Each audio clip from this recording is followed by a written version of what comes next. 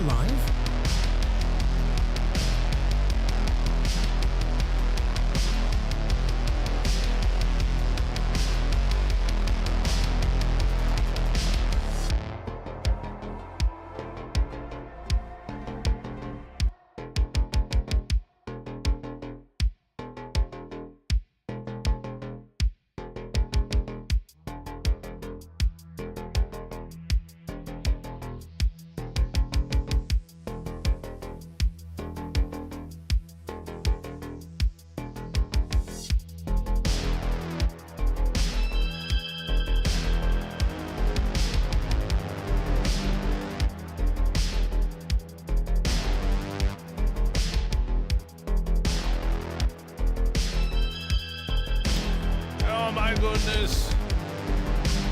Subscribe for amazing mining action.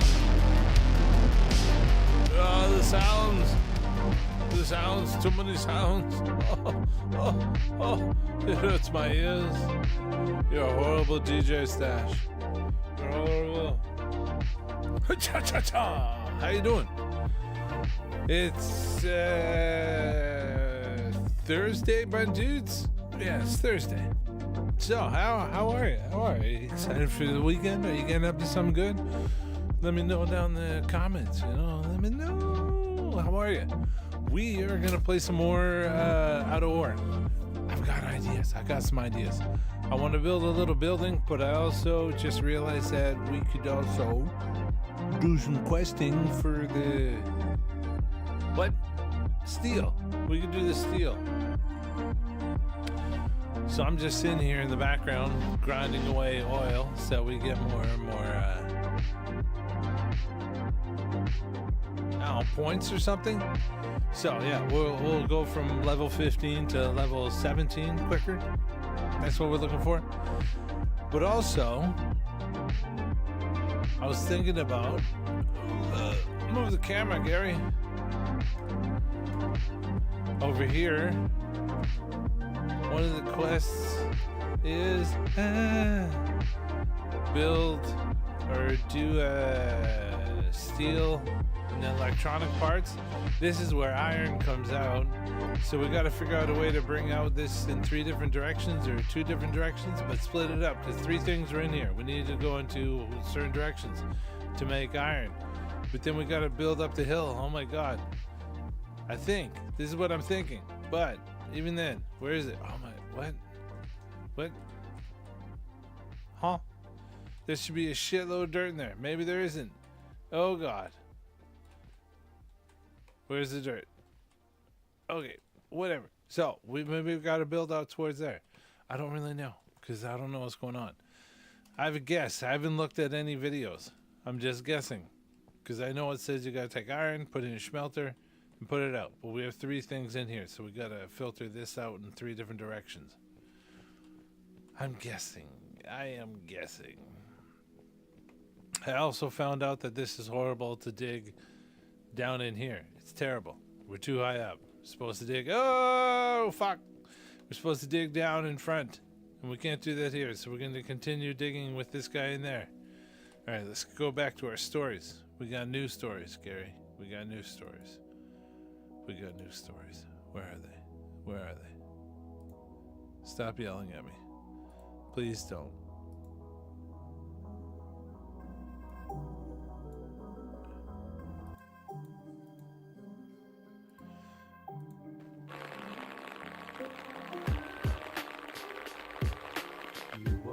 I don't know how these will go, but the last stories worked.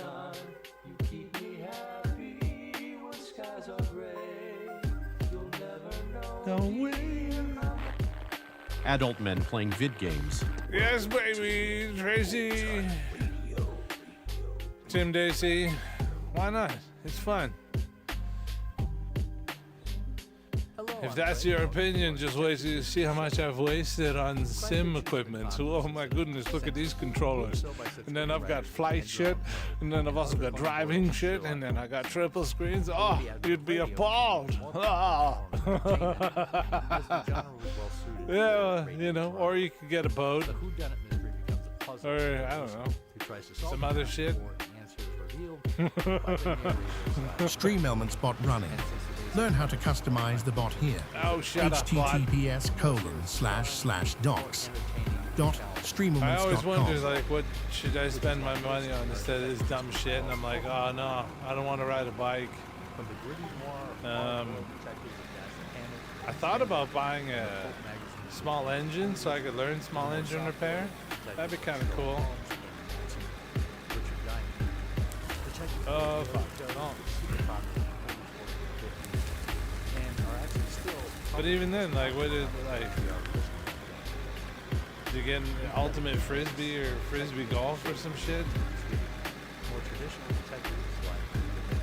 That's an age-old question. What do you do with your spare time? Somewhere, someone's laughing at whatever the hell your hobby is.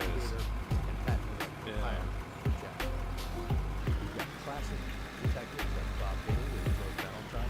And let George do it. Lon Clark is Nick Carter, Master Detective. Charles Russell is Johnny Dollar. Jack. This thing Mr. Holmes can do for you, Miss Norton. Get the letters back on me. But how? Steal them, of course. Well, my dear, I hardly think you... No, my dear Watson, don't be shocked. Miss Norton is a fork right here, like another before her. It's pretty. Mr. Holmes, you can't say you won't help me. No, I don't. Can't. Oh, fuck, shit. Adult hockey.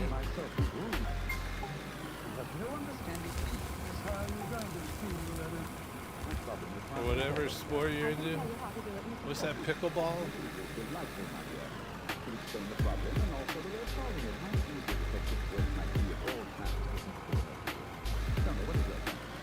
Oh my goodness. Every time I start the game, it's just shit.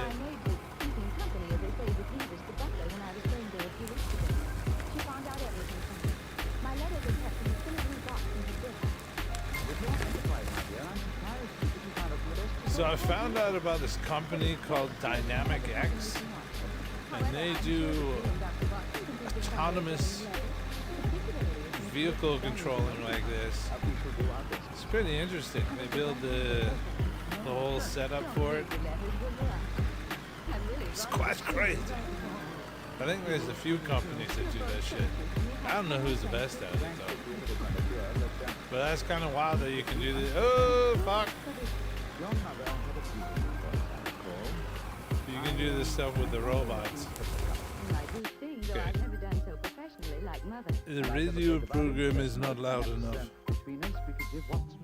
That's a delightful idea. We can't do anything until tomorrow anyway. Tonight's music. Tomorrow. Yesterday we went and looked for different urs out there and whatnot.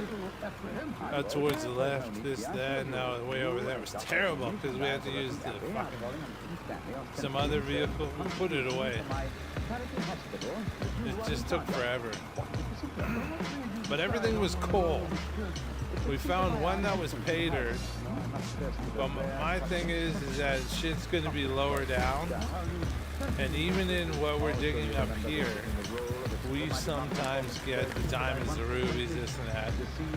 So I think it's more about just scooping productive areas and then filtering the shit out of them and learning how you're supposed to set up the wash plant stuff and this and that, or strip mine.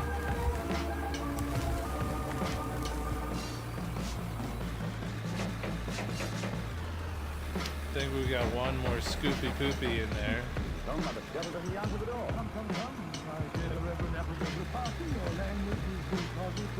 We want to start making this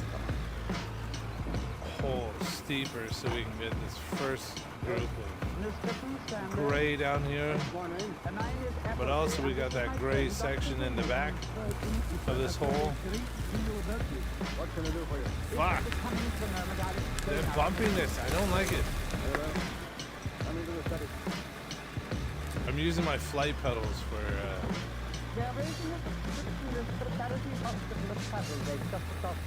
gas and backwards. I'm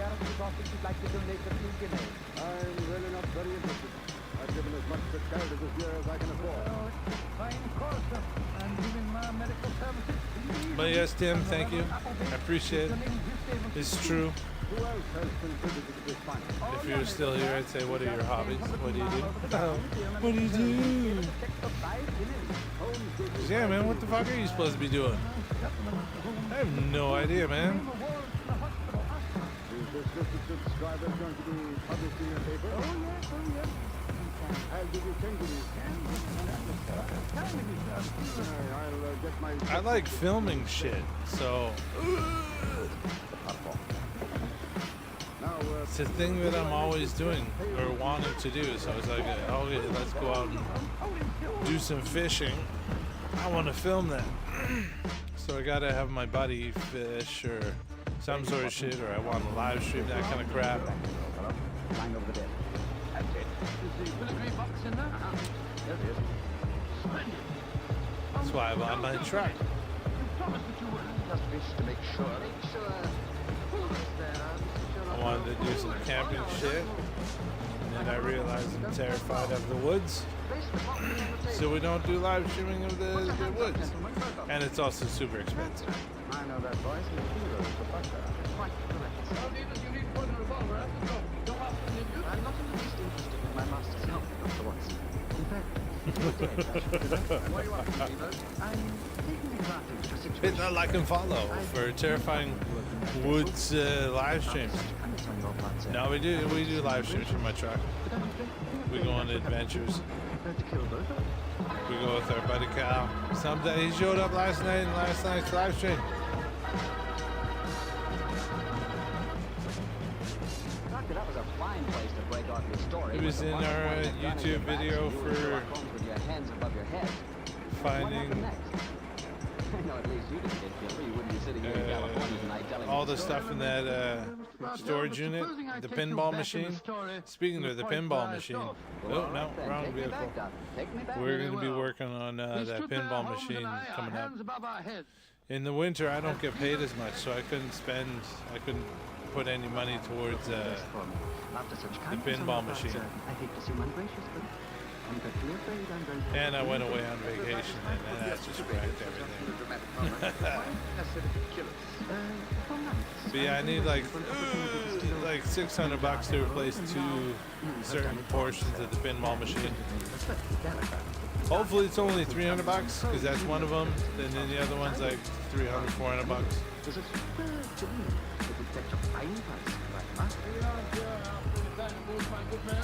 We got some videos on the channel. It's pretty sick. I'm excited to hear it go. I caught you both red-handed. You're completely in my power, gentlemen. 1979. I shall kill you both, Supreme Court objects. When my master regains consciousness, Silver Ball Mania. men lurking in the house. But I killed 2 of them while the third got away with the loot. Who will be able to stop my head? To be regarded as a hero. And I didn't get my salary raised. Very well, gentlemen.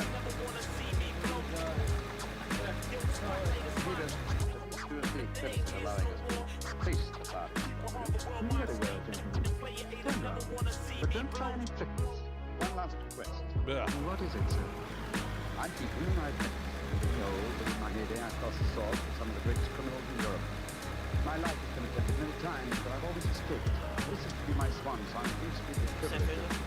Shaking the hand of the man who has the glass. Professor, I feel that I'm stepping a little out of my station, but I suppose the situation is unusual. I hope you object to the left hand.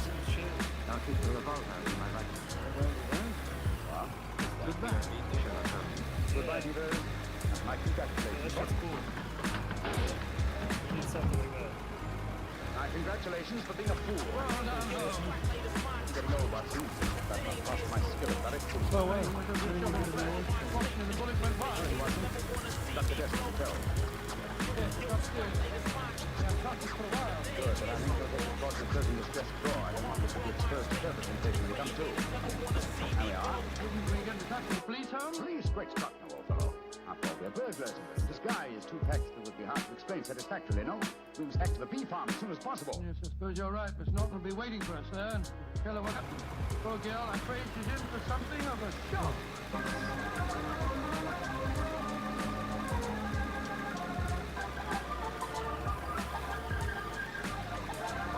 Mr. Holmes, Dr. Watson, I'm so glad to see you back again. Did you get the delivery box? Yes, Miss Norton, here it is. Mr. Holmes, I didn't know that you... What? I'll open it, Miss Norton. Well, Open it, my dear. There may not be love letter inside it, but there's a note. I'll read it through. let this be a warning to Dr. Crime does not pay. Practicing If you don't believe me, ask your mother. Sincerely, Sherlock. Mr. Holmes, you knew my secret all the Not time. all the time, but I realized as soon as I looked at the delivery box. Easy, I'm about to run out and grab something I'm gonna hop on The her. Duke to commit a burglary for her. I still don't understand, Holmes. You will remember she asked us to promise not to open the box. But you did so just before the fellow held us up with a revolver. What was inside the box? An impressive green stone which I knew to be the Kitmanjar emerald. But where the I don't know if that is a good thing or a bad thing. Stanley's desk was locked. Across the box here, because I wanted to see your expression, Miss Norton, as you opened your eyes. I want to make a video. I want to make something like what Blazes got. Sorry, Mr. Holmes, I terrible. got an idea of how I want to It do seemed it. like a wildly exciting idea, but I Is that didn't the really first thing you need it. do when No, of course not. No, of course you didn't. And me to steal it for you. Beer hits it?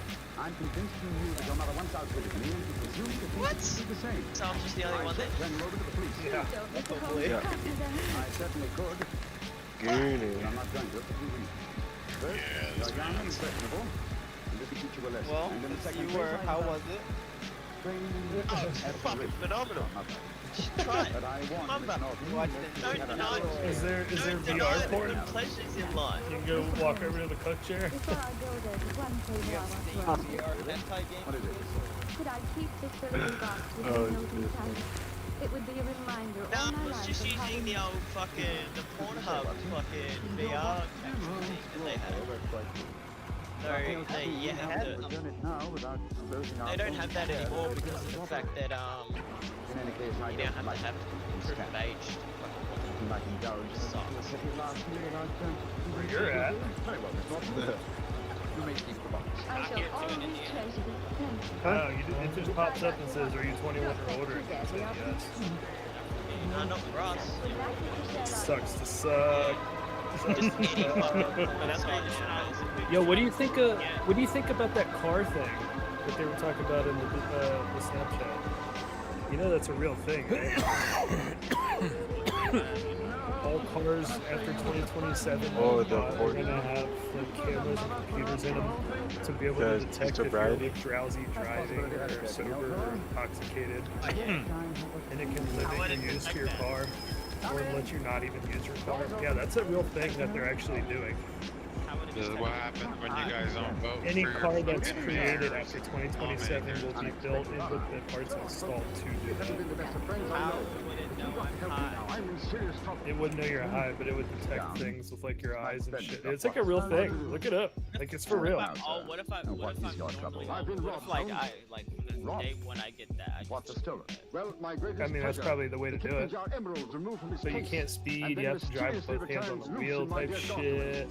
But there's a priceless You chain can't text and drive. Not like Which is what I Have constantly you do. any idea who monitoring this might you be? for, More like, as a gang, I'm sure it's that- not monitoring like Now, your this guy habits is in a comparison clergyman to your and a other doctor came habits. into the house on the pretext It's of monitoring, taking like, some hospital. And they overpowered sobriety me. type systems, like maybe like eye dilation, So when I came to or how you he was drive lying your beside me in a pool of blood. speed. The brave fellow had wrestled with the thieves, but they got away. And he's in the hospital now. Holmes, you've got to help me. The Kitmanjar emerald was returned, you say, but a Cellini is missing. Yes, it's an exquisite filigree box in which I kept the emerald. A filigree box? Yes, it's a genuine Be the Cellini. first one they grab. It's worth several £1,000s. Holmes, you must help me solve this business. you? I feel like it's gonna be I'm hard sorry, because Mr. how would you Lichtenstein, fucking but do I'm an afraid I eye test? can't I'm help gonna you. be so racist I've here. retired. How the fuck do you do an eye Yes, test and on an I Asian when intend their to eyes are remain already in close enough as it is? I will pay you. My decision is final, in sir. general, it's Good just night. that Oh, I scary might shit have known I where, wouldn't like, get any help it's from you. no privacy. Holmes, She fooled you again. Yeah, dude. I can't wait till the FBI is watching me fuck my wife one day. Then I'll have a choice. I already do. That I'm not. Probably. What splendid Alright, I audacity. need to... What a superb nerve the child has. You must get the box back from her. I tell Watson. I do, yeah. I can Or maybe rather, on I the suspect headset he before was to do it bedtime. for me. Maybe an At anime. the price of our silence. I might watch... Can he get it back? Yeah, Hi, I'll Red. watch, I'll watch the next episode of Attack on Titan. I'm certain that when he explains his Watch predicament, some he porn. can prevail Like, upon her what to is it? steal the box do from that. our mistress so that it may be returned. It's like you're there. Gotta find 3D Good porn. idea. That'd be fucking crazy. I'm not doing all that. Chip off old But- Buck, all right? Yes, Thoughts Watson, nice. she is, and it makes me wonder. Yeah, I got the two things. Alright, so I wonder, we my need dear to chap, make how long I can steel. remain in retirement. Such a worthy antagonist at large, it's a challenge. It's an irresistible challenge.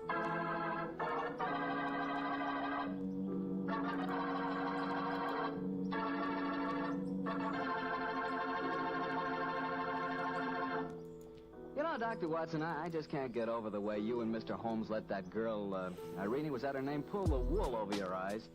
Why, she Which really one? twisted you Oh, around her little fuck. finger. Mr. Patel, I like to make extremely positive I've seen a bunch of statements, people but I'm make sure these if you ones. were in Oh, my it's shoes, even better. Irene would not only have twisted you around her little finger, but she'd have had you rolling about in hoops and standing on your head. So I guess we'll start You off mean with she a was small that one. beautiful? Mr. Patel, she was so beautiful Oh that shit. she'd hold on. make you forget all about Petri wine.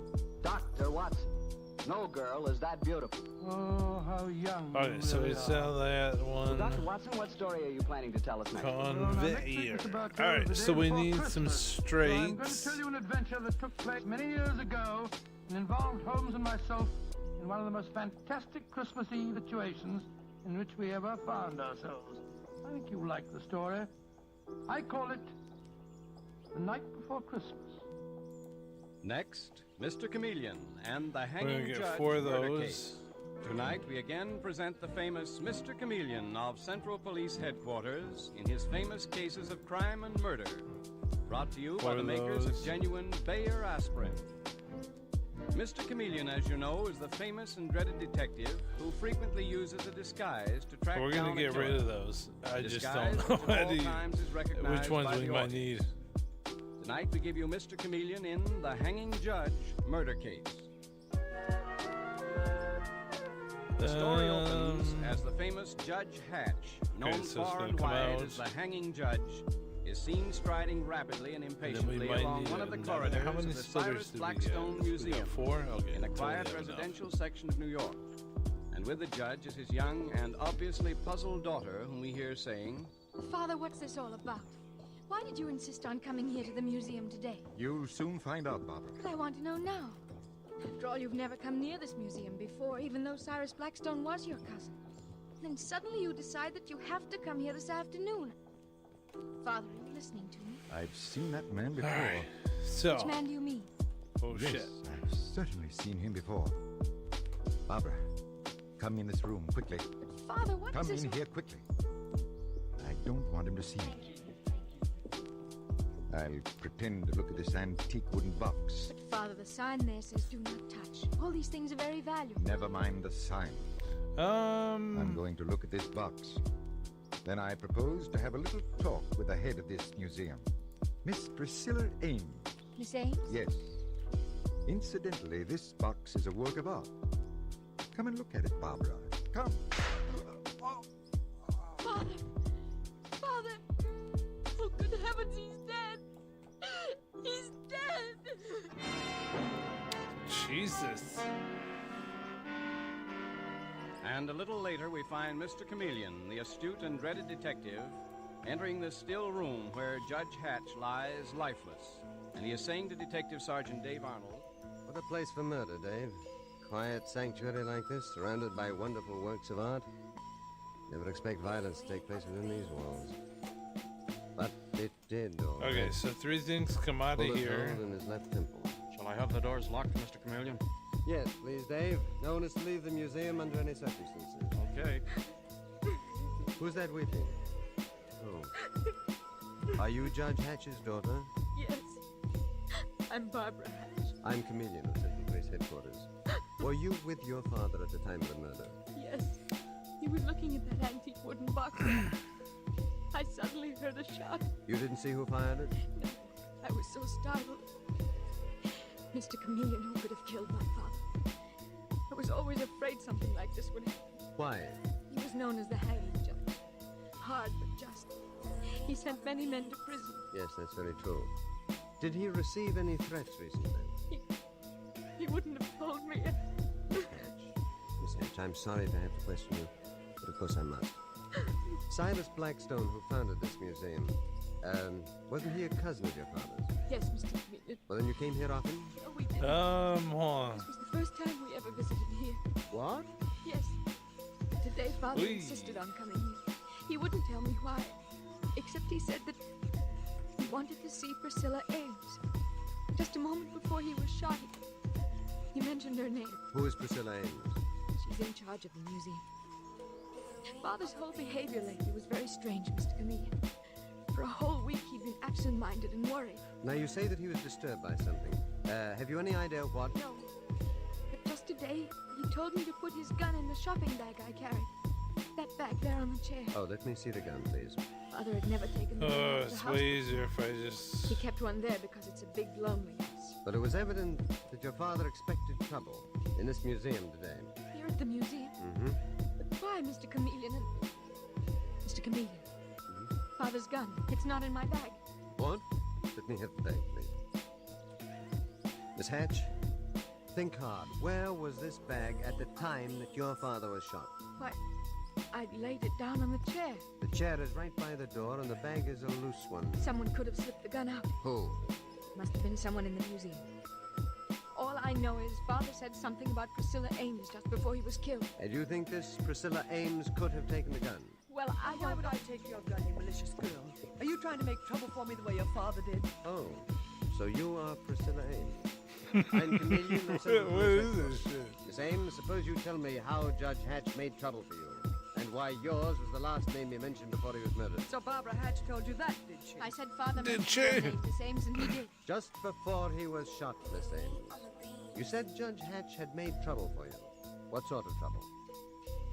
I asked you what sort of trouble. I don't understand why I should be subjected to this inquisition, Mr. Chameleon.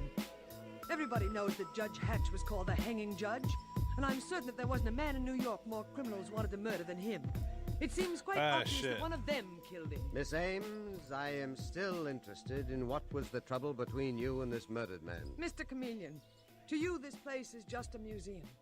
But I knew it when it was We a wanna magnificent see private house. And I should have been the mistress of that house, Straight, Mr. very Chameleon, short. instead of working here on salary. You're a very beautiful woman, Miss Ames, and I presume you mean that the founder of this museum, Silas Blackstone, thought so too. Cyrus Blackstone loved me. We were engaged to be married, and Judge Hatch broke it up. Father? Really? How? Miss Hatch, do you know anything about this? Don't ask her. I'll tell you, Mr. Chameleon. I didn't tell Cyrus about my brother. He was a confidence man who spent time in prison. His name was Archie Craig. Archie Craig? I knew him well, Miss Ames. So did Judge Hatch. Exactly. Judge Hatch told Cyrus Blackstone I was mixed up with my brother Archie's schemes. I was innocent. I didn't know my brother was doing anything dishonest. But Cyrus believed Judge Hatch. He broke our engagement. So, in your mind, Miss Ames, Judge Hatch cheated you out of Cyrus Blackstone's fortune. In my mind, it's true. On his deathbed, Cyrus relented and saw to it that I had a permanent job here at the museum. But that was not good enough for you. You hated Judge Hatch with a hatred that grew and grew until... Until what? If you mean I murdered Judge Hatch, I didn't. If I'd wanted to kill him, I'd have done it long ago. Besides, what about his daughter? Miss Ames, please. Barbara didn't tell you, I suppose, that her father tried to wreck her life. He stopped her marriage just as he stopped mine. Mr. Chameleon, don't listen to her. You're a wicked woman, Miss Ames. You mean your father was a wicked man, Barbara? He couldn't bear to see anyone happy. He wanted to keep you to himself. He didn't want you to have a husband. Is that true, Miss Hatch? Or did your father have another reason for preventing your marriage? Mr. Chameleon. He said there was something wrong with John Clark. But there wasn't. There wasn't. You still love this boy, I take it. And your father stood in your way, and you had a gun in your bag. Mr. Chameleon, what do you say? I wouldn't kill my father. Whatever he did, I loved him. You also loved that boy, John Clark, and that is the strongest love of all. You were faced with empty years in a lonely house with only your father, and it was too much for you. No, that isn't true.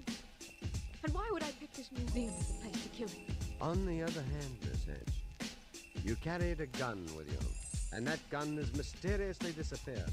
You had plenty of time before the police arrived to hide it somewhere. I told you someone took the gun, Mr. Chameleon. I remember now. There was a man. When we first came in, my father seemed upset because of some man we saw here in the museum. Upset in what way? Father said, I've seen that man before. That's why he suggested we step into this room.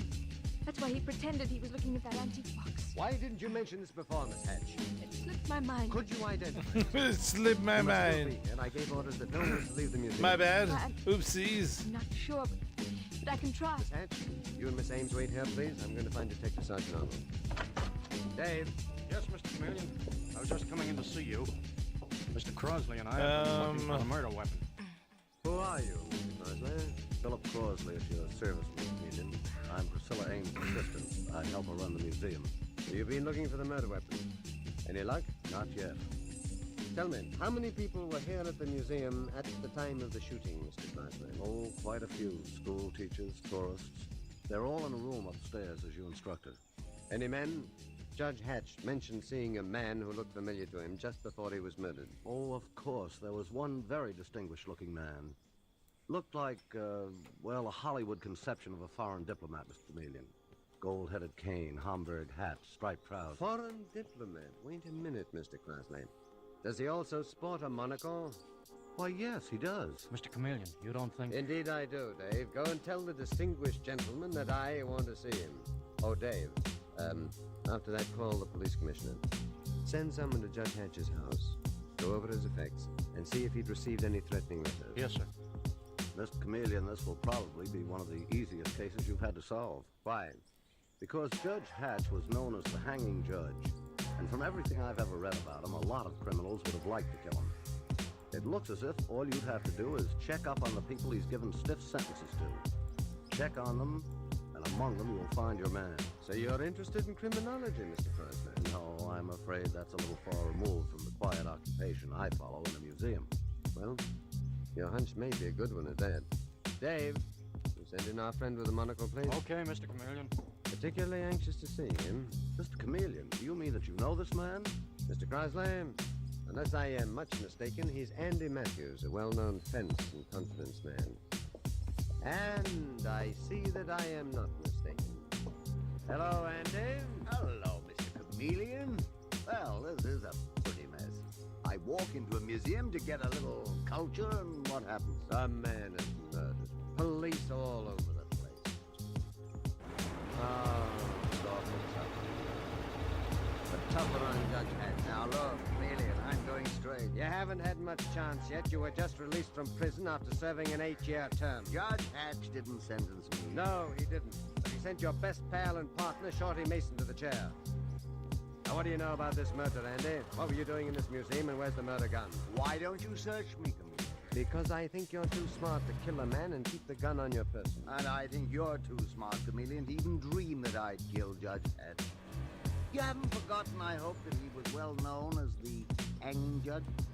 When I was in stir, at least 20 men said their first act on release would be to knock off that old beak.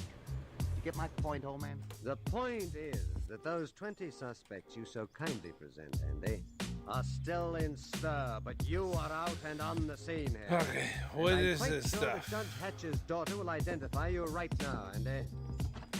Miss Hatch, step in here, please, to identify someone. Yes, Mr. Chameleon.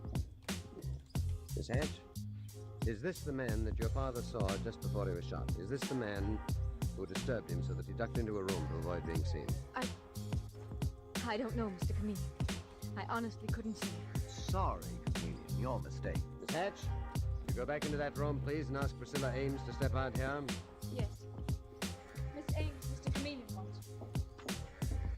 Miss Ames, is this man familiar to you? What do you mean? Aluminum How would I happen to know there. a cheap crook? You forget, Miss Ames, that your brother was a crook. Dirt. A confidence man just like Andy. Well, I never saw this man before. I never laid eyes on him. That's very odd, because at one time he and your brother were partners. Mr. Crosley. Yes, sir. What's that in that showcase on the wall? Why, that's a display of antique guns, Mr. Chameleon. Let me look at them. Antique gun. Well, you don't say. Is that So little you automatic in the corner could an antique? When'd you put it in there, Andy? When'd you hide the murder gun in that split case? it again. Chameleon, I never saw it before. Mr. Crossley, open the case, please, so I can get the gun. Well, what are you waiting for? I said open the case. To do... I can't, Mr. Chameleon. I don't have the keys. The only person in the museum, Mr. Chameleon, who has the key to that case is Priscilla Ames. Well, Gold and Miss aluminum. Ames, how do you explain this? Mr. Chameleon and the hanging judge murder case continues in just a moment. When you're suffering from an ordinary headache, neuritic, or neuralgic pain, you want two things. First, you want something that will give you fast relief. And second, you want something that will give you dependable relief. So listen. People everywhere know that because it's actually ready to go to work in 2 seconds, Bayer aspirin provides fast relief. And they know that because it's gentle to the system, it also provides dependable relief. The fact is that no other pain reliever can match Bayer aspirin's record of use by millions of normal people without ill effect. And that means that of all pain relievers, Bayer aspirin is one you can take with complete confidence. So when you have a headache, don't experiment with drugs that have not been proved by years of successful use. For the two most important kinds of relief, the fast relief you want and the dependable relief you need, do as millions do. Be sure with Bayer aspirin. When you buy, ask for it by its full name, Bayer aspirin, not just for aspirin alone. Get the 100-tablet bottle and you get Bayer aspirin tablets for less than a penny apiece.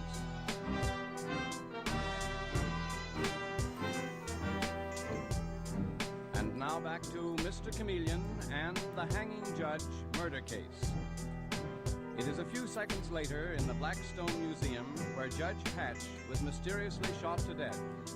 Mr. Chameleon is facing a group of badly frightened suspects, and he is saying to the white-faced Priscilla Ames, the curator of the museum, Give me the key to that showcase, Miss Ames.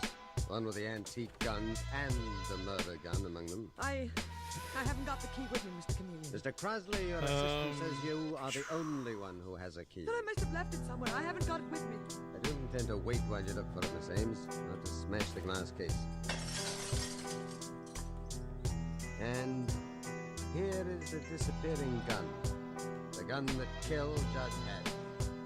Miss Ames, you're the only person who had the key to this case. Someone could have stolen my keys, couldn't they? I left them in my desk. You just told me that you didn't know where they were. Don't try confusing me, Mr. Chameleon. Barbara Hatch could have taken them and hidden the gun after she killed her father. And so could Andy Matthews have. Look here, Chameleon, what is this? Suppose you tell me, Andy. Mr. Chameleon, I'm certain Andy Matthews had as little to do with this murder as I did. Well, awfully nice to meet two such completely innocent people. Andy, get out of this room and wait for me upstairs. That suits me, Chameleon. Get going, Andy. Mr. Chameleon, why do you dismiss Wait. a person like Andy Matthews and hold me here? Mr. Chameleon, look what I dragged up from the basement. Yes, Dave? Let go of me, you big bully! Let go of me! Not until Mr. Chameleon has had a little chat with you. Who is he, Dave? Mr. John Clark, the former fiancé of Barbara Hatch. Just why were you hiding in the basement, young man? I was trying to keep out of sight while Judge Hatch was here. If you knew what a so-and-so he was, you wouldn't blame me. Judge Hatch has been murdered by an unknown killer. And you were here in the museum at the time he was shot. Sure I was.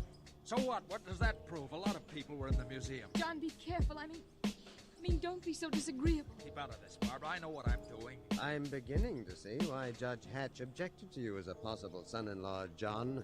Are the police going in the romance business, too? What affair is it of yours if Barbara and I have been... had been... You mean that you and Barbara have been meeting here secretly in this museum? That's what you've been doing, meeting here, isn't it? Is that a crime? John, don't you see what you're doing, acting this way? I told you to stay out of this, Barbara. I think that she said enough to reveal that you and Barbara have been using this as a secret meeting place. And you, Miss Ames, you knew about these meetings, didn't you? In fact, you encouraged Barbara to meet this young man. Mr. Chameleon, Judge Hatch broke up one romance, mine. I took great pleasure in helping along his daughter's romance, yes. And Judge Hatch got wind of it. He came here, Miss Ames, to tear you to pieces. And possibly he thought he'd run into John, too. But he didn't run into me, Mr. Chameleon. I wonder. Go on wondering, Mr. Chameleon. Let's see the great brain work. That's enough out of you. Let him alone, Dave. Let him alone. I only hope that he's talking himself out of Barbara's affections. You may finally catch on to the idea, Chameleon. The Judge Hatch was known as the hanging judge, and plenty of guys were after him. I was waiting for that from you, John Clark. It's what everybody in the case has told me so far. And it makes me wonder. More and more. Mr. Chameleon, in the name of heaven, give us a rest from this constant insinuation and questioning. Miss Ames, there won't be rest for anyone till Judge Hatch's murderer is caught. Get that straight, all of you.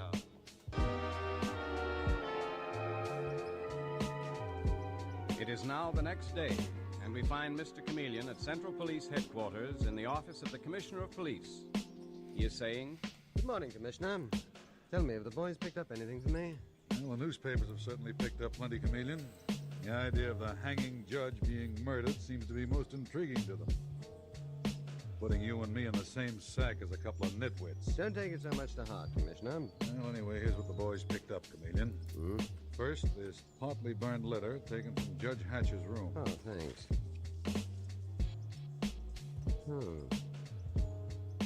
A note that definitely reveals the judge had been tipped off that his daughter Barbara was meeting the unsavory John Clark at the museum. That, of course, is why the judge took his daughter there yesterday, Chameleon. That and perhaps something more, Commissioner.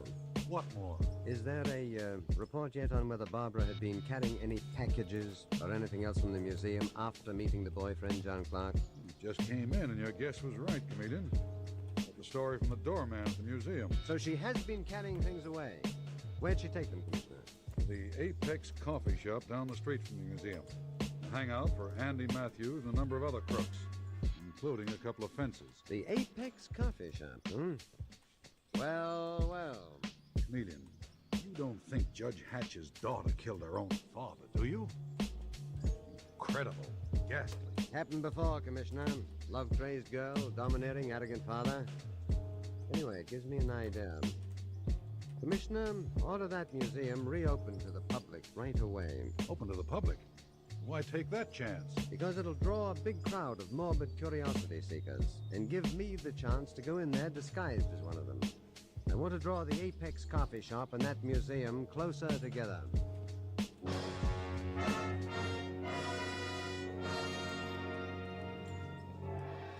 Yet even as Mr. Chameleon is talking to the police commissioner, a trembling girl is waiting in the Apex coffee shop down the street from the museum. And Barbara Hatch half rises to her feet as Priscilla Ames swoops down upon her. Well, Miss Hatch, my dear So, little I think Barbara, that might thought I'd work. Find you here. And I came to warn you. What about Miss Ames? You know what about Barbara. So help me, I'll kill you if you say one word to Mr. Chameleon that implicates me in your father's murder. I didn't mean to, Miss Ames. I'll see that you don't. I've had enough of your sanctimonious family interfering in my life. I'm afraid. I'm afraid. You should be, Barbara. I suppose Chameleon would be coming to the museum in disguise. That's his special. I know her. But if he does, I'll recognize him. I'm sure I will. And then what? I don't know. But don't forget this. I know a lot about you, Barbara. And don't you ever forget it. Now we find Mr. Chameleon in his disguise as a senile old man, Mr. Wheeler. And he is entering the museum, saying to Detective Sergeant Dave Arnold, who is with him, All right, Dave, the coast is clear. I don't think anyone's seen me with you. Or if they have, I'm just an old man who's been asking a few questions. So keep out of sight. Have your gun in readiness. Don't worry, Mr. Chameleon. I'll be... Uh-oh. Here comes Priscilla Ames. Just the one I want to see. Beat it, Dave. Okay. Just in time, Dave ducks out of sight behind a curtain. Mr. Chameleon shuffles forward to intercept Miss Ames, and he speaks in the quavering voice of his disguise. Good morning, ma'am. Is this the room where Judge Hatch was killed? Oh, good heavens, I'm sick and tired of answering that question. People come here now out of morbid curiosity, instead of wanting to see these beautiful works of art. Can't blame him much, can you? Human nature being what it is. Was this the room where Judge Hatch was murdered? Yes, it is. My. Who's that? My name is Wheeler. What's yours? Miss Ames, I'm the curator of the museum. And now, if you'll excuse me. Oh, that's a pretty box. What?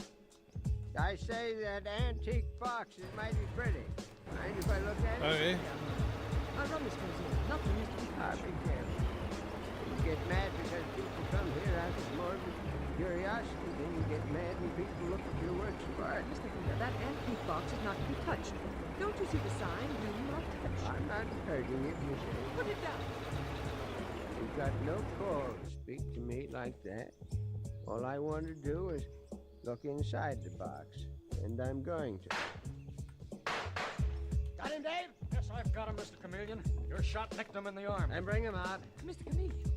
You are Mr. Chameleon. Yes, Miss Ames, and here is John Clark, the murderer of Mr. Judge Chameleon. Hatch. Oh, I just finally got it. Your accomplice. Priscilla, help me. Help me. She won't help you, John. Instead, she'll tell me everything.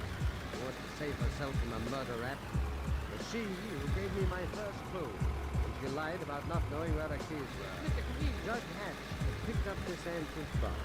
He was raising the lid, just as I did now. And hidden inside this box was a fortune in stolen jewels, like these. He was murdered because quite by accident he found those jewels. Are you saying that I handled stolen jewels? That's exactly what I'm saying, John Clark, and I'm also saying that you killed Judge Hatch.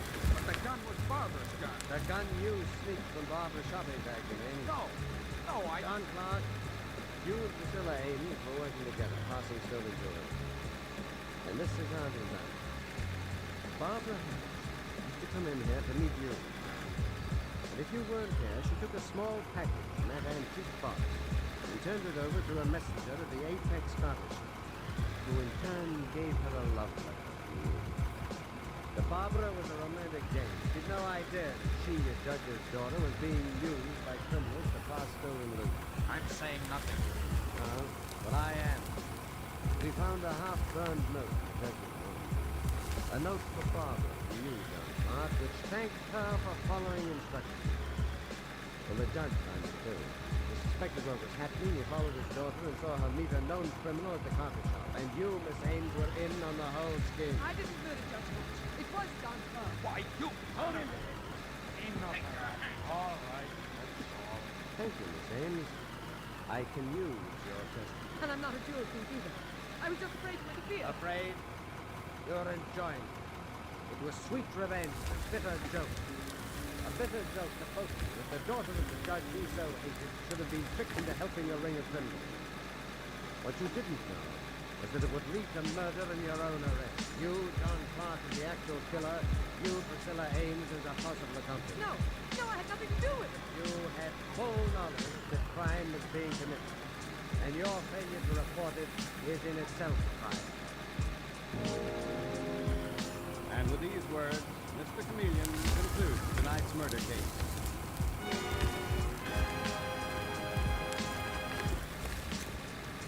It's only natural that when you have an ordinary headache, you want fast relief. And to find out how quickly Bayer aspirin is ready to go to work, all you need to do is test it in a glass of water. What happens to a Bayer aspirin tablet in the glass also happens in your stomach. And the speed with which it disintegrates indicates the speed with which it's ready to go to work.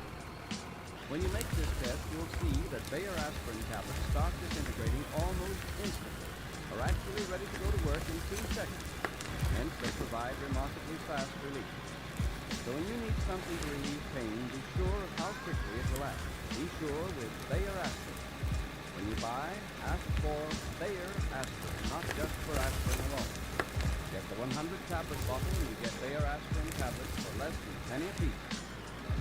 Listen next Wednesday night at the same time for Mr. Chameleon, the man of many faces, in The Friendly Divorce Murder Case. The part of Mr. Chameleon is played by Carl Swenson, with dialogue by Marie Balmer and Frank Hummert from the original story by Frank and Ann Hummert. Music directed by Victor Arden. The announcer is Howard Flynn. My name is Jeff Reed. I get Kennedy and Inspector, a detective bureau run by a guy named Lyon. Anthony J. Lyon. They call me the Lion's Eye.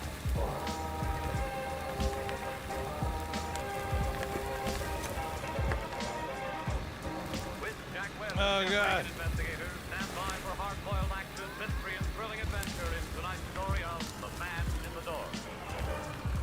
Well, this is the way it started. The Lion called about 4 o'clock that afternoon. There we go, fix it. I argued a while and finally told him I'd be there. Melody was sitting in front of her typewriter when I came in, putting a new coat of paint on her nails. She handed me a blank contract with no dates filled in, jerked the thumb towards the lion's den. I went in. Regan, that shot here. What do you know about architects? They draw things. I know that much, but what about bids and all that stuff? Well, they figure out what a building's going to cost, don't they? Go on. If whoever's paying for the building likes what they write down, then they're hired. A couple of architects, maybe 3 or 4 make bids. I suppose so. Low man gets the job. Why? Our client's an architect named Dudley Hayes. Office in the Park Central building. He thinks maybe the bank that's handling his bids might try to put something over on him. Banks don't do things like that. He thinks maybe a guy who works at the bank might be taking dough to shove his bid under the counter. Why did you say that in the first place? Because I'm saying it now.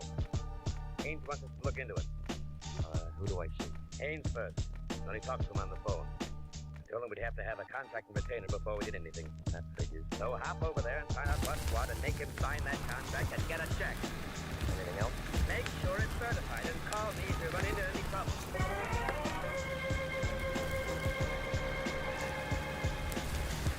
I'm pressing on the brake in the reverse, man. Had an office on the 9th floor. When I went in, a girl with hair that figured to be blonde right down to the roof rolled off her glasses and put out her cigarette. And she kind of eased out of her chair behind that desk and moved towards me. Got panting looking for a meal.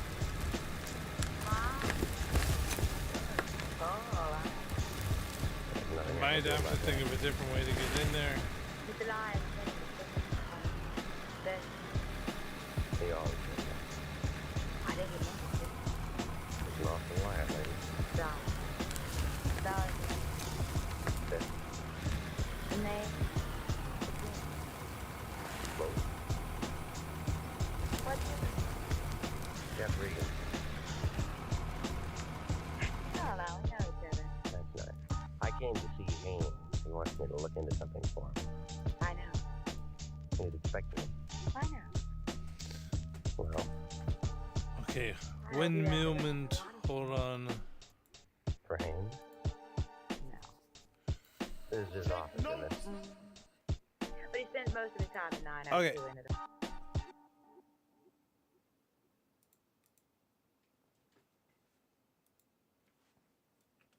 One second, hold on. There were times in my life when I needed you. There was times where we needed each other. Mr. Mustache.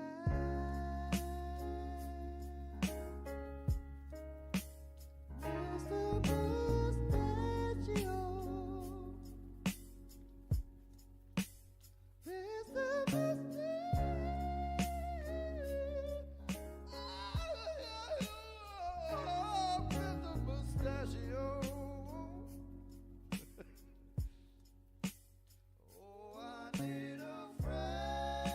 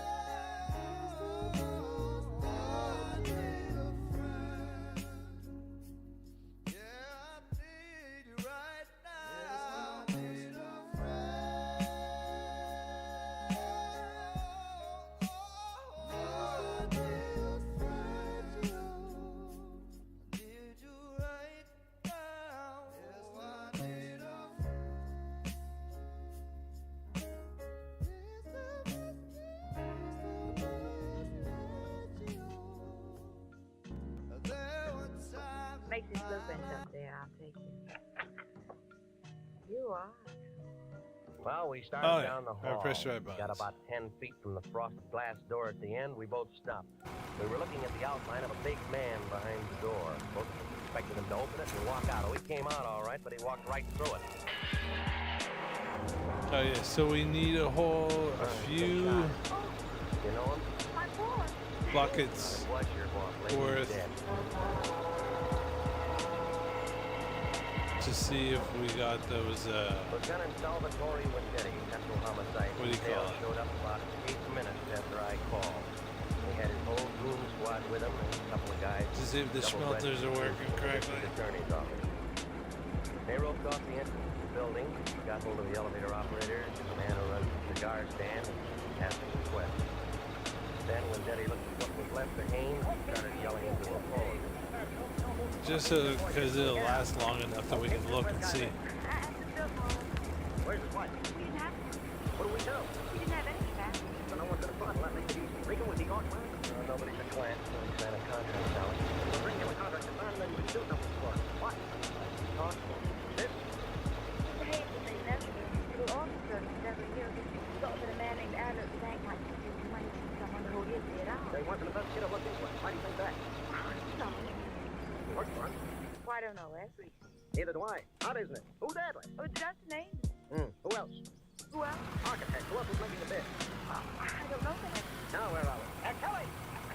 Yes? Guy named Adler at the Grand National Bank. Pick him up and have him down to my office in half an hour. Yes. What do you want to do about reporters, Sally? Tell him to go jump in the lake. Yes. Oh, you spelled my name wrong. How long have you known each other? An hour. What do you mean by that? Just nice. Didn't hear in shop? No, we didn't. Tell me more about the bid. What's that? Shut up. For the bank? Who says yes? Who says no? The bank, but What? the contract tells you to pay. Who got this thing? First I can loan this George Henry. I'll say this to you, Richard. When you get mixed up in the thing, you can't get mixed up in some of the people. I'm not mixed up in anything. What do you think, Ted? She's smart girl, Ricky. Hello, honey. Won't be home for dinner. Some guy got himself killed on in on it. Not long, no. Ricky? I'll tell him. Wife says hello. Let's come out to dinner sometime. Chris? How much that contract worth? Oh, I'm living in Beverly Hills about $40,000. Profit? No. Break it down. The Hayes would say about $12,000. I know some guys are killed for a dime. Sam, where's Daddy? I'm still at Clark at the building. Get off Long Beach and talk to a contractor named George Control. And find out what architect will make the business the company's going to put up Beverly Hills. Yeah, get the name. Okay, that about does it. Let's go. And let's go in. What? Have to take you down. Can you do that? You're a material witness. What are you? He's a bystander with a built-in lawyer. Well, He's a bystander with a broken lawyer. I work for the Yeah. Nightingale. I just work for Mr. Hayes. Where? It's a murder case. Well, get me a lawyer or something, Jan. Do you know a lawyer? No. Wait, yes, I do. His name's Dave Henderson. He lives at 1648 Claremont Place. Will you for me tell him I'm in trouble? Yeah. Check, Sally. She didn't make a phone call. I'd like it too. Well, look, he may not be able to do anything for you tonight. It's almost 6. But you'll see him as soon as possible. Yeah. Tell him I'm scared. Scared.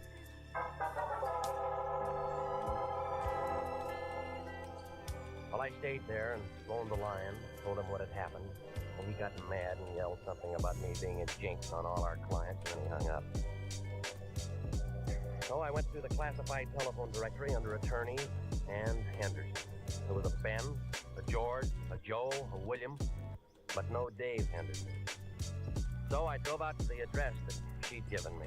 It was a blue apartment house 4 blocks west of Vermont over by the Coliseum. Somebody was cooking hamburgers somewhere. Somebody was all worked up over a ball game on the radio. I picked the baseball fan. Well, what'll happen now is anybody's guess, but let me tell you that this ball game is a long way from being up. Hey, what'd I tell you? It's outside the ballpark, and they're coming in like homing pigeons. Bases are loaded, and they're all coming in. Oh, it's gonna be 8-5. Come on, the ball game's not that good.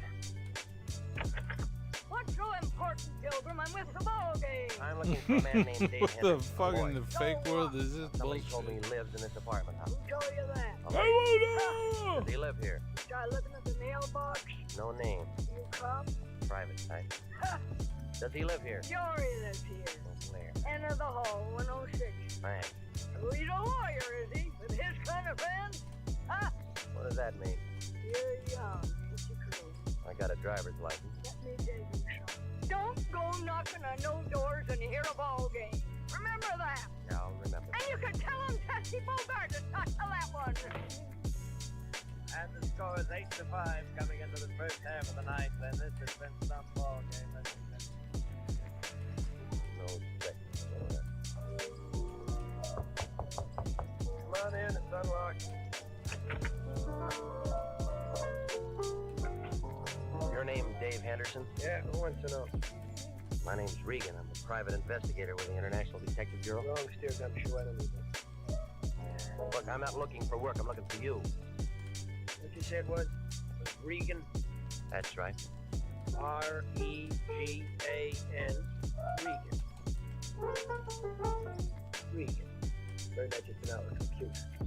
I met a friend of yours today. Dave Henderson never had a friend. She said she was a friend of yours. But I didn't say I was a friend of hers. Hey, who are we talking about anyway? Dorothy Nolan. How is Dorothy? Not so good. Thought you were a detective. I am. You sound like a doctor. Look, you sound like a guy with a chip on his shoulder. Sound like a lot of things. You're trying to be tough. No wonder you aren't in the telephone directory. I'll just skip that. She said you were a lawyer. They say I drink too much. Haven't seen me drinking, have you?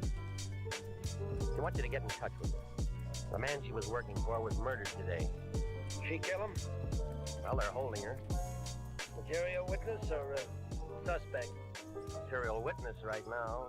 She doesn't want to spend the night in jail. All right, come on. That's why she isn't feeling so good. He wants me to get We're her not out. doing bad. Something like that. Who's handling the case downtown? Detective I think named it's a Wendetti. lot Where do you more precise Well, I than the didn't give her that vehicle. one phone call. Yeah. You're sick. What if I said no? Well, that's your business. You know why she asked you to see me? Because I'm a guy she knows. And every guy knows little Dorothy. There's a little something. Ever met him like that, maybe? Sometime. He's a chick. Checking what? She's pretty good with the works. Eyes just right for the job. Hair just right. Everything just right. She can make you do a lot of things you don't want to do. Where do you see her babies? Well, they All aren't right, wearing let's them in the flatten it out and then lower it again. Okay, I'll phone Wendetti and find out what her bond is. Look, this is a murder case. There's no bond on this. You know that. Well, it depends how you handle it. I'll think of something. Yeah, I'll bet you will. We don't like each other much, do we? No. That's the way it goes. Listen, she said to tell you she was scared. Well, some of us are scared part of the time. When somebody gets shot, everybody gets scared. You scared? No. I am, man. Have a good time.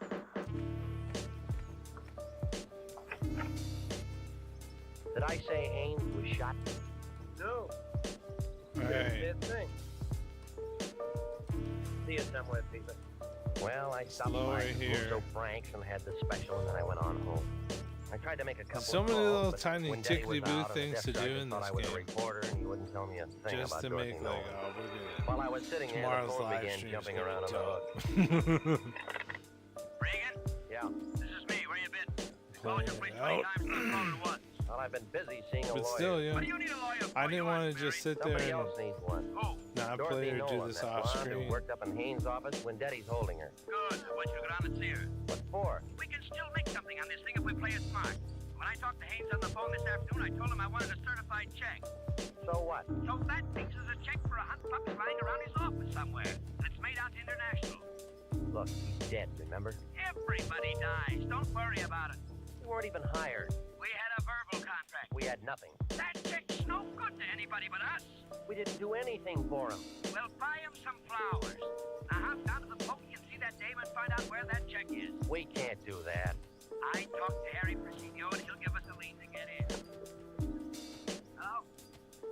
Hello? Regan, you're still there? I was still there, but I wasn't listening to the lion. I was looking at a skinny little man with one leg. Regan, you're still there? Now, don't ask me how he made it inside my door. He was just there, propped up on a pair of crutches, swaying back and forth, watching me with a couple of sick gray eyes that were so full of water you'd think they were going to float right out of his head. All at once, he went down like a busted sugar sack. He'd been shot twice through the neck with a small caliber gun, a 25, 32, I don't know. Everyone's just getting shot in this dozen story. razor blades in one pocket and 2 dozen sets of shoelaces to go with them. There wasn't anything that told me his name, but there was a picture inside his shirt pocket.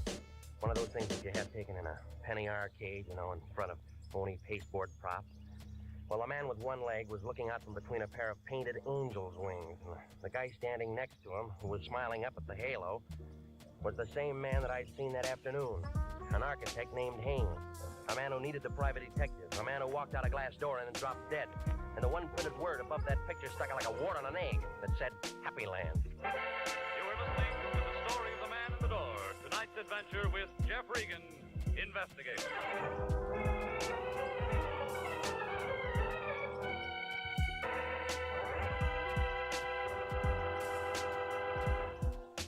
And now, back to the story of the man in the door and Jeff Regan, investigator. Well, I left the little man with the one leg lying there. There wasn't much I could do for him. I wanted to wait before I called homicide. I took the picture I found in his pocket and I drove to Happy Land. It turned out to be an open-air penny arcade on 5th and Main. Smelled like all the hot dogs in the world had been made right there. There were machines all over the place telling you how strong you were, how rich you'd be, and who you'd marry. All for a penny. I guess it wasn't much of a bargain. The only customer was a sailor trying his luck at the shooting gallery. Back in the corner, a tired-looking girl in light blue slacks and a dirty gray sweater was sitting on a stool by the hot dog counter staring at nothing. Want some pennies? Not right now, no. Oh, just looking? Go ahead. When you figure out where you're gonna spend your money, come back and I'll give you some change. You got a picture gallery here? Oh. You tell me you're a real big spender and want to have your picture taken. Maybe. You got one? Yeah. Where is it? In there. If you really want to get your picture taken, I'll climb off this stool and take you back. I want to tell you now, if you're just trying to be sociable, you can go and fly kite. You run the picture concession? I run the picture place and the hot dog place, and I sleep out in the morning. Oh, I wish I had better brains than to marry that slob and get myself stuck in a cheap dump like this. All right. Do you remember taking this picture? How would I know? I take a lot of pictures. Well, come on, look at it. Right. Yeah. That's what sold. When? How do you think I am? Can't remember what night it is every time a pair of drunks comes in and wants their pictures taken together. Well, try to remember, will you? You're a real wise guy, mister. You don't want no picture, you just want some talk. Look hot. Friend. I met the little guy in the picture once. Dusty. What was that? I thought you said you met him once. Well, we weren't introduced. I just met him. Who is he? Dusty Rose. Works the circus. What circus? Fifth and Main. Them. Business. What kind of business? Dusty handled the razor blade and shoelace traffic. He hates pencils. What did he do when he wasn't working? What does anybody do? He went out and got loaded. Go on. And you don't know him very well for a friend. How am I gonna know I'm not getting Dusty in trouble talking to you like this? Nobody can get him in trouble anymore, lady. He was shot tonight. Well, this is nice. It seems like a good angle. You know where he lived? Seashore Hotel. The Seashore Hotel. Oh, Jesus, I'm sick. Oh, I'm real sick.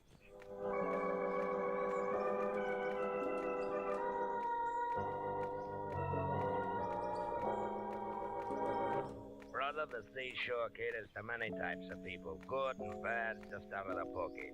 2 bits a night for transients, $1.50 a week for solid citizens.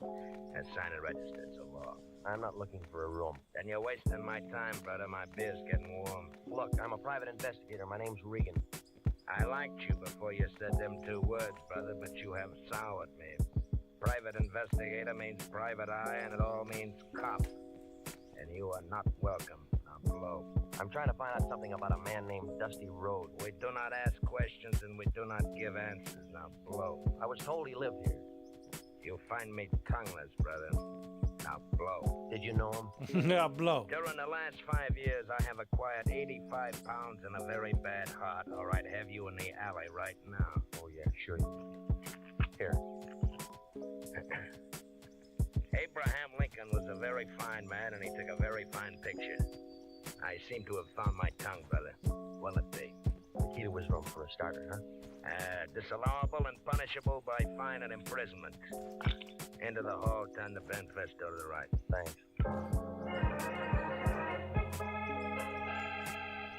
Well, I don't know what I expected to find there, outside of more razor blades and more shoelaces, with a little room full of dirty white curtains and a wire bed that sagged in the middle. I was standing there watching a neon sign advertised beer a block down the street when I thought I heard somebody behind me. Whoever it was had been drinking bad whiskey, but he was still pretty good. It landed a quarter of an inch above my right ear, and I piled up in a lamp, a chair, and a pitcher full of water.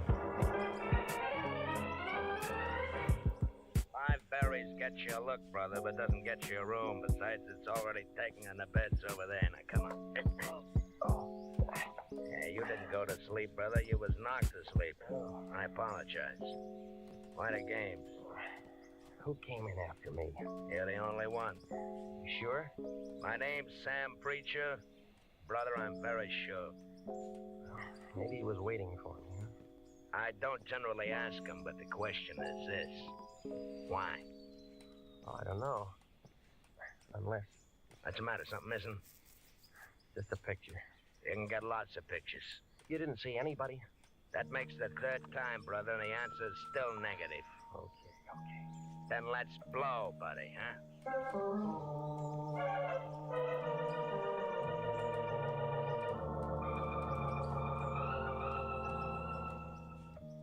Coroner's office.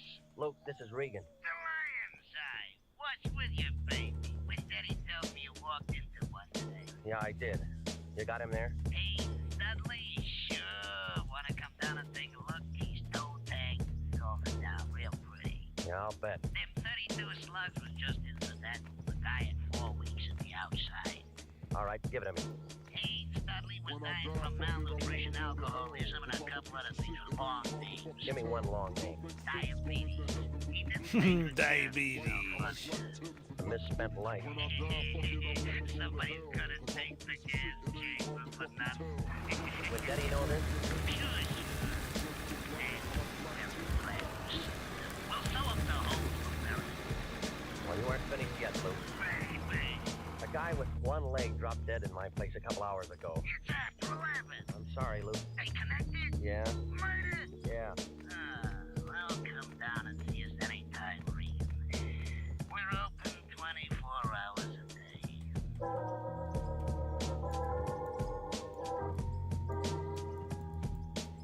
Fell at the homicide office. They told me she'd been released about 10 o'clock. They said a lawyer named Henderson had put up the bail and handled the whole thing. They gave me an address on her, and I went out there. It was a bungalow court on Normandy, and it took her a long time to answer the door. Oh, you. Yeah, tell me how tall I am. I'd love to, but not right now. They told me you'd been out since 10 o'clock. Maybe I should have come sooner. Dale gives me the willies. I'm about to shower. I was kind of hoping you'd have a drink. I did better than Come on, build up. Faster. I got a lawyer for you tonight. Yeah? Well, doesn't that rate me an invitation to have a drink? I said later, I'm really tired. I said no. Wait a minute. Well, if you're that thirsty, all right. That's better. And every day my boss gets killed, I need a private detective. I need a drink. I was slugged tonight. Slugged? Yeah, right here, see. Oh, it looks nasty. Why didn't anyone do that to you? Wanted a picture I had? Where's nothing? Just a picture of a couple of drunks who are dead now. Maybe whoever did it was a road. Guess again. I know I can't. But you play them all the time. No, I know a psychiatrist says we can't help ourselves. You can. I liked you when you walked into the office this afternoon, but I'm not so sure I like you now. Maybe you better go. Expecting something. Oh, no, baby, you got real nice eyes. I want to look at them. Let go, he's crazy. Hello, Dave. We didn't hear you knock. You bring your piano? He gave it. Why don't you tell him to go away, baby? Anybody can tell we're busy. You want to break us up? Yes, is he just trying to make you jealous and sensation? Come here, honey. No, you don't have to do that. I should let her go. At the same 32 you killed the one-legged man with? Over, Gumshoe. Don't be a fool. Stay right where you are, baby. You're first. Listen to me, Dad. I listen to you too long. He's only guessing. He doesn't have any proof of anything. You can cry if you want to, baby. This is gonna hurt. Oh, Jesus, you got Turned shot. around and fell into a coffee table and then lay very quiet on the rug. Her eyes were open and she lay there looking up at him. I couldn't tell where she'd been hit. He seemed to forget all about me. He walked over to her, knelt down beside her, put the gun right up against her head. It's so strange, baby, but I can't afford to miss. Neither could I. Well, when Daddy and I stuck our heads together and all came out, looked into a couple of things. So this right-hand side, we got to cut down a whole bunch more. And he was wanted for attempted murder and embezzling, one thing or another back in Ohio. So he figured it'd be a good idea to help himself off. Dorothy helped him with the idea. They both went down on Main Street and picked up an old bum, dressed him up in a new suit, and shot him. I was supposed to walk in with Dorothy, and she'd identify the body, and as far as anybody knew, Dudley Haynes was dead. Dave didn't figure that she'd be taken down. He didn't figure that she'd get scared, and neither of them figured the man We're was slowly away. figuring out how to set up this mine a little bit better each time.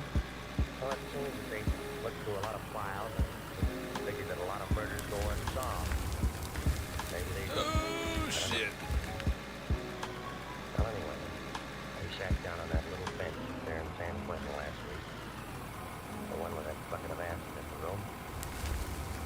Well, he held his breath as long as he could. Everybody had to breathe. He's buried up there with a lot of other guys. Figured they could get away with murder. Dorothy? She wasn't hurt too bad. They had her in a wheelchair for the trial. She got 15 years for accomplice and custody. State evidence and all that. I don't think I'll wait for her. See what's that.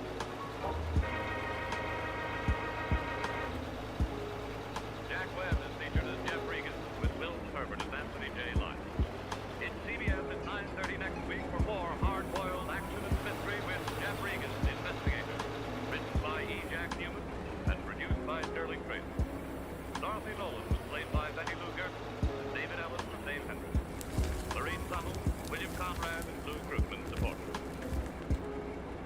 Standard of California, on behalf of independent Chevron gas stations and standard stations throughout the West, invites you to Let George Do It. A minor case of murder, another adventure of George Valentine. Personal notice, danger's my stock and trade. If you're on a spot nailed there tight, you need my kind of help, George Valentine.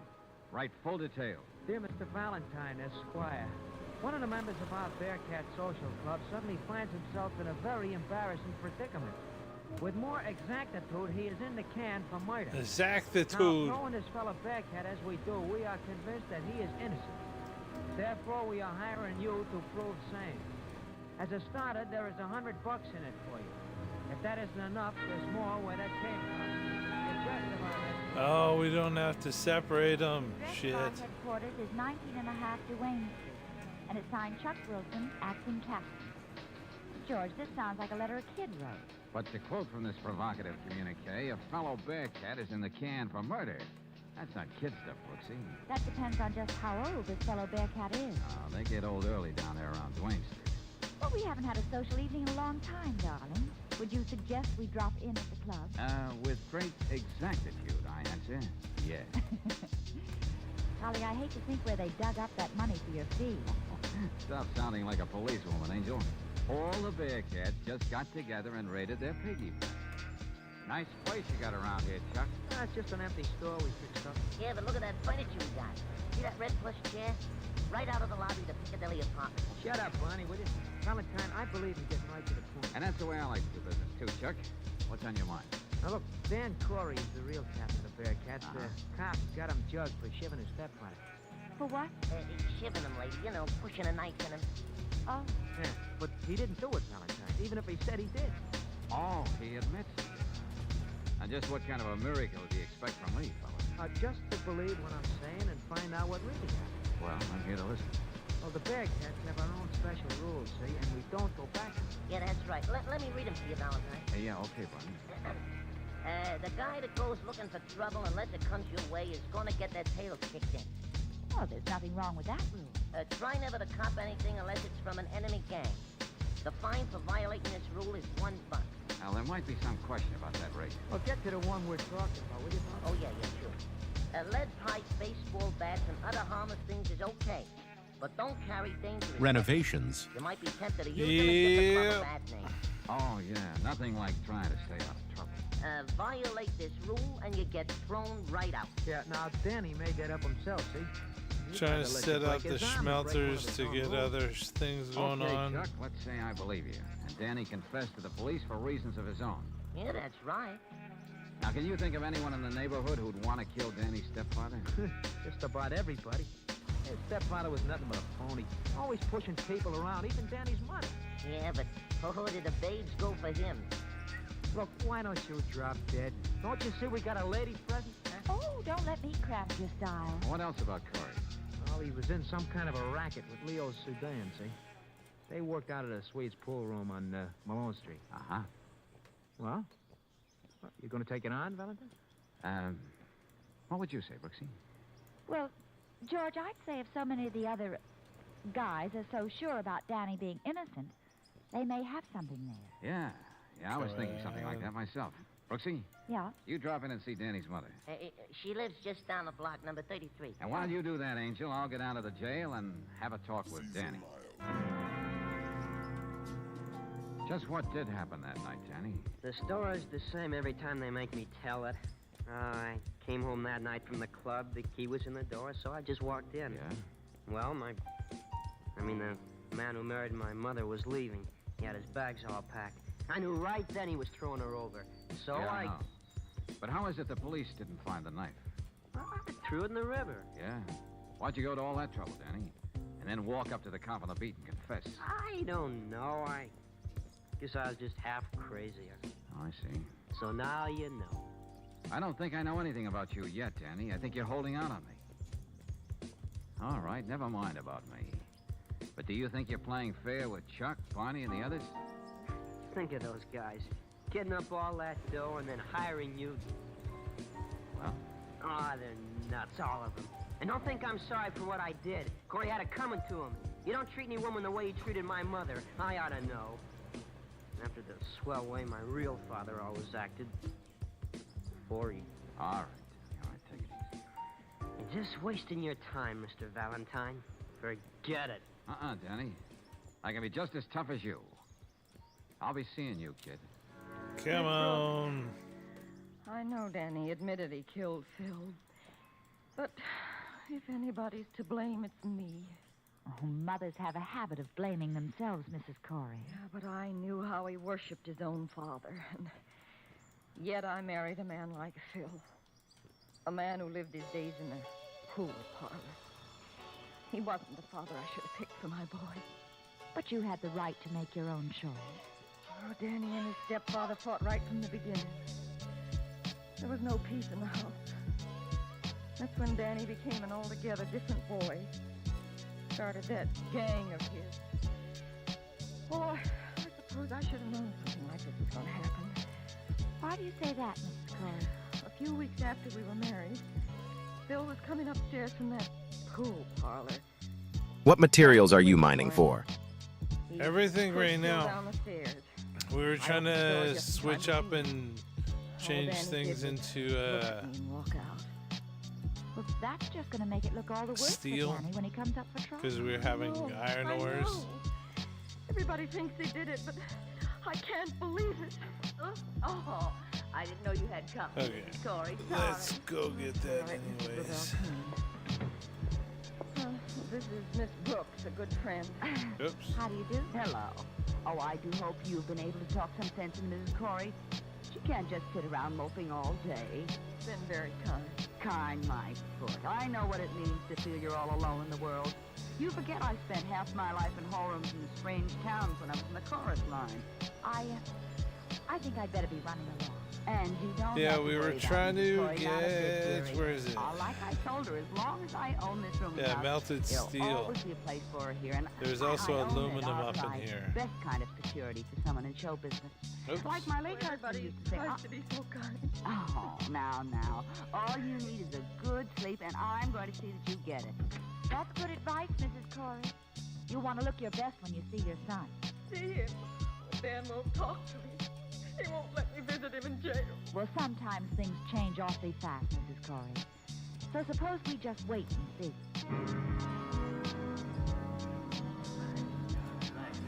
There we go. So, Dan, Yeah. Who are you? let's go somewhere and talk. I just see I'm in the middle of a pool game. What you trying to do, jinx me? Hey, wait a minute. How'd you know my Shit. name? I never seen you before. Yeah, I'll be right with you. I asked you a question, friend. And what gives?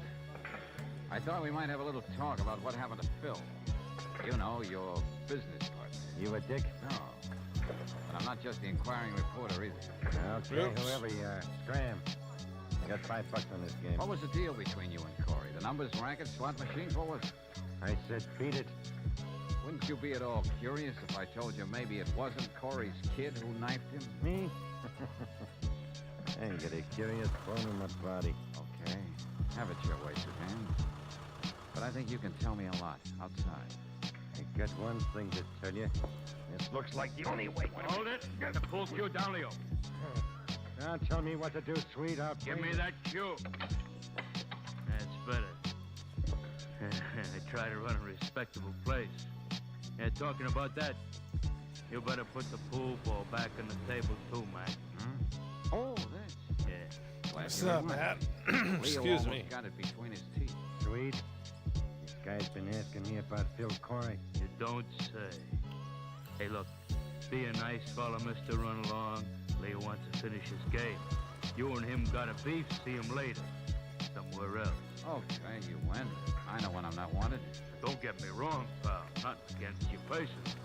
Just that I pride myself on running a nice, peaceable recreation park. You know, Swede, you're a man with ideals. I like that. But I got a few broken down ideals, too. What's that supposed to mean? I never get kicked out of the same place twice. I mean, and still leave it nice and peaceable. All right, that's not bad.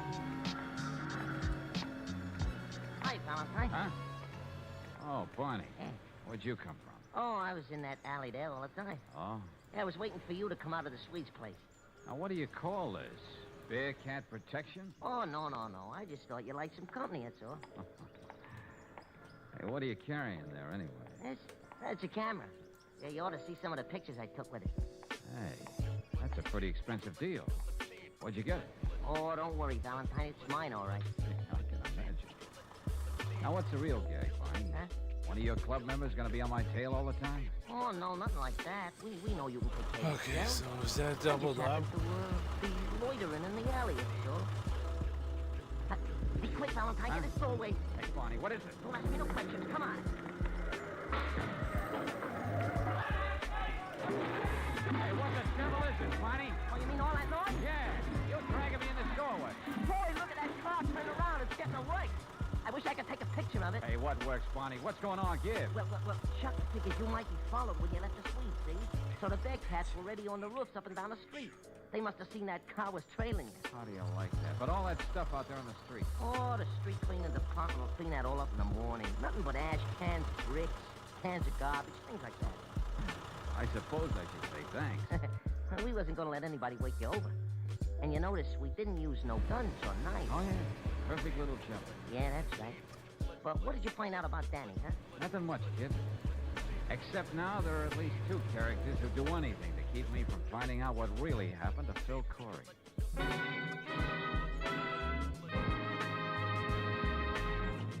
We'll return to tonight's adventure of George Valentine in just a moment.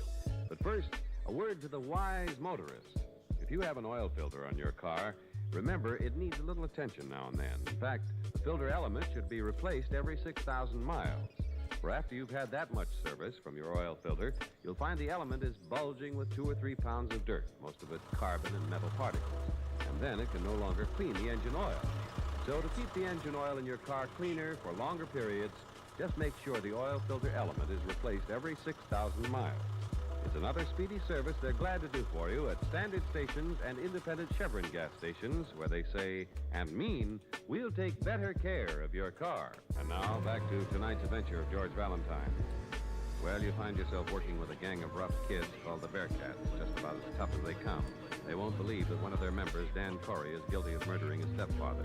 You play along because you don't believe young Danny did it either. And that's why, like George Valentine, you find yourself with Brooksy in the one-room headquarters of the Bearcats. All right, so I can totally see the automation happening. Now, all you guys, clam up. Come on, stop yapping, will you? Because, yeah, we got to make those into steel things, this and that, Got rollers. some official business to discuss.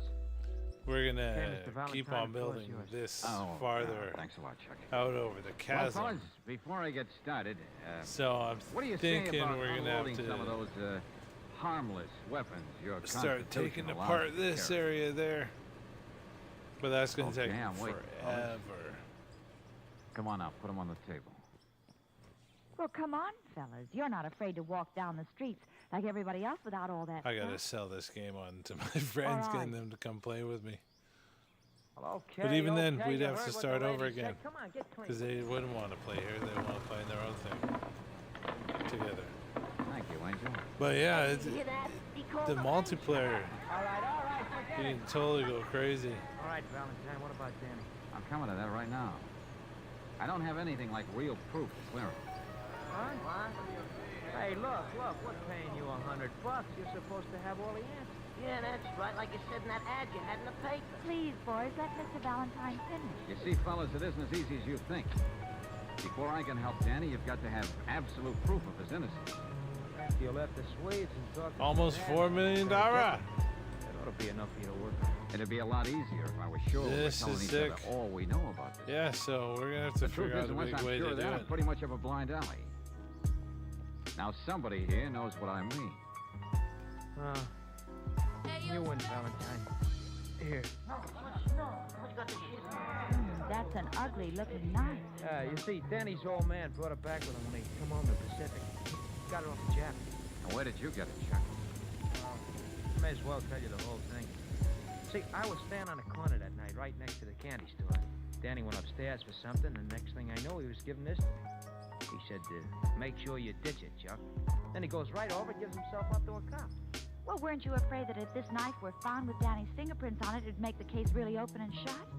Yeah, I thought of that, Angel. I mean, Miss Brooks. Then why were you so careful to preserve the fingerprints, Chuck? I see you got it all wrapped up in a handkerchief. Look, I got more than half a brain, Valentine. If they convicted Danny and he didn't have a chance, I was going to come up with this. Maybe there'd be some other fingerprints on it besides his. Uh-huh. Smart thinking, Chuck. Hey, Brooksy, take this knife down to Lieutenant Riley and ask him to check the prints. Oh, George, you know he's bound to ask questions. Tell him I'll talk to him later. Right now, I gotta get to work. But first, Barney, Yeah? all these harmless weapons, get rid of them, will you? Throw them in the river. Throw him in the river? What's the Now, idea? look, it's up to you, guys. Either get rid of this stuff or I forget I ever heard of Just it. set up camera angles for the next stream. Good, that's the idea. Now, with what you told me about the knife, Chuck, maybe I can really start getting places. I told Chuck to get rid of that knife. What's he trying to do to me? Danny, wasn't that the knife your father brought back from the Pacific just for you? I brought back all kinds of other souvenirs, too. It was hanging over the mantelpiece in the front room. You were very proud of it, weren't you? I saw it hanging there, so when I got mad at him, I grabbed it and I let him have it. You're lying through your teeth, Danny. The police, please. You're trying to protect somebody. You went right out and gave yourself up. But first, you made very sure you got rid of the knife. Now, why? You asked me that before. Yeah, but this time I don't All need right, the there answer. you go. So long, Danny. I'll still be seeing you.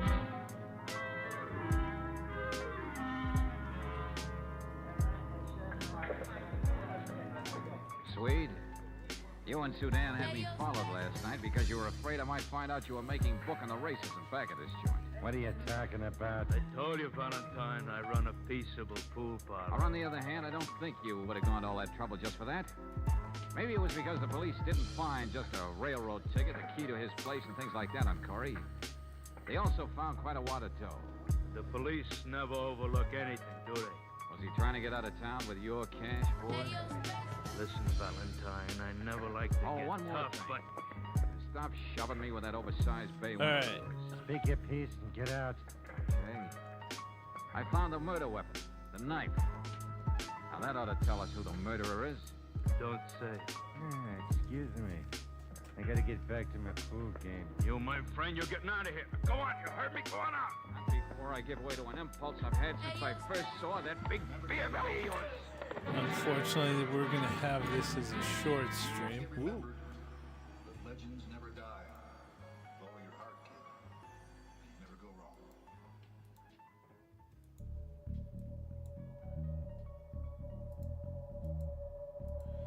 I apologize that it's a short stream, but that's just what we're going to have to do for tonight. Ugh. Yes. So, this was it. If you enjoyed, hit that follow, hit that like. We'll be back tomorrow probably, because it's Friday and it's the weekend. We'll have a nice long stream and whatnot. Or maybe we'll go for food or something. I don't know. Who knows? The only way to know is if you hit the follow and like. Because then you get recommended this stream, especially if you follow. I love this arm shit. Right there. Look at my hands close to the screen. Okay. So yeah. Thank you so much for watching. Peace. I appreciate it. And I'll see you guys in the next episode. Alright? Ciao.